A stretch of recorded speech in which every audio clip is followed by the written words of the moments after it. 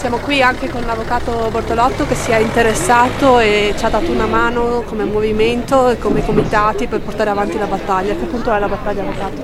Allora, noi nell'aprile di 2 anni fa ormai abbiamo depositato un esposto che è stato sottoscritto anche dal Movimento 5 Stelle. Io ricordo che era venuto personalmente Luigi Di Maio, tra l'altro, a sottoscrivere l'esposto, è venuto in tribunale. Siamo stati ricevuti anche dal procuratore capo della Repubblica, dottor Cappelleri, in quell'occasione.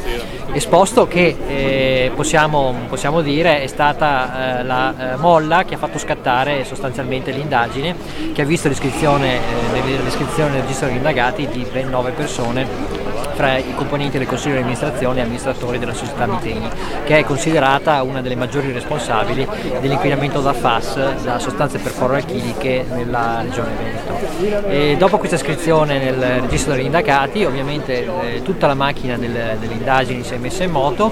Sappiamo che sono stati affidati degli incarichi per 2 consulenze importanti, una epidemiologica al dottor Fletcher, che è il maggior esperto di queste sostanze al mondo, per valutare se vi sono conseguenze sulla salute della popolazione contaminata, e l'altra mi pare che sia stata data per valutare invece le conseguenze sui dipendenti della società Miteni che appunto sono stati esposti a queste sostanze.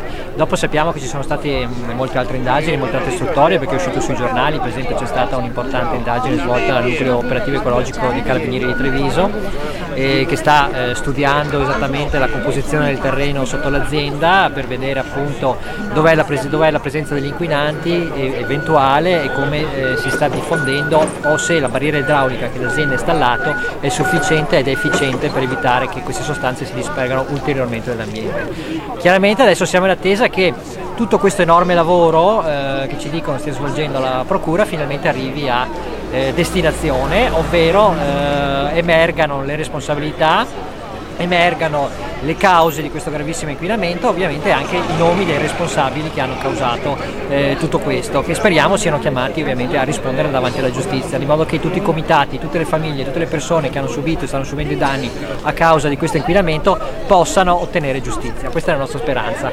Nell'attesa ovviamente noi non siamo stati fermi, ci siamo mossi sotto molti ambiti, a parte le manifestazioni. Questa è soltanto l'ultima delle tante che abbiamo organizzato in questi 2 anni, con i comitati, con il movimento, con tutte le persone sensibili alla problematica, e sappiamo che adesso anche il governo a fatica, forse anche a causa del periodo elettorale, però insomma ne prendiamo atto. Sembrerebbe, siamo stati recentemente a Roma insieme alle mamme No FAS, sembrerebbe che sia disposto a finalmente concedere quegli 80 milioni necessari alla costruzione degli acquedotti per l'approvvigionamento di nuove fonti di acqua pulita, che vadano a sostituire quella degli acquedotti che purtroppo sono delle ricchezze infinite, che però sono state definitivamente contaminate dall'opera delittuosa dell'uomo. Quindi comunque speriamo... la soluzione non è totalmente risolutiva del problema. No, sicuramente quella dei filtri non è risolutiva, perché i filtri sono una soluzione che può essere un tampone temporanea, ma non può essere la soluzione definitiva al problema, perché l'acqua filtrata, noi abbiamo diritto ad avere acqua pulita che è come esce dalla sorgente, così arriva negli acquedotti. Non possiamo avere l'acqua filtrata in eterno, non lo meritiamo noi, non lo meritano i nostri figli, non lo meriteranno le generazioni future. Purtroppo abbiamo adesso una falda che era una delle più grandi d'Europa, che per un secolo è contaminata. Tutto questo per il profitto di pochi alla fine. Quindi questo deve servire, io ritengo, anche da monito per le generazioni future, perché per questo è importante questa indagine, è importante come finirà questo processo, perché deve servire da monito per evitare che situazioni di questo genere si ripetano. Quindi speriamo che alla fine di avere giustizia e finalmente di poter avere anche acqua pulita per noi, per le generazioni future, e che questi episodi non si ripetano più.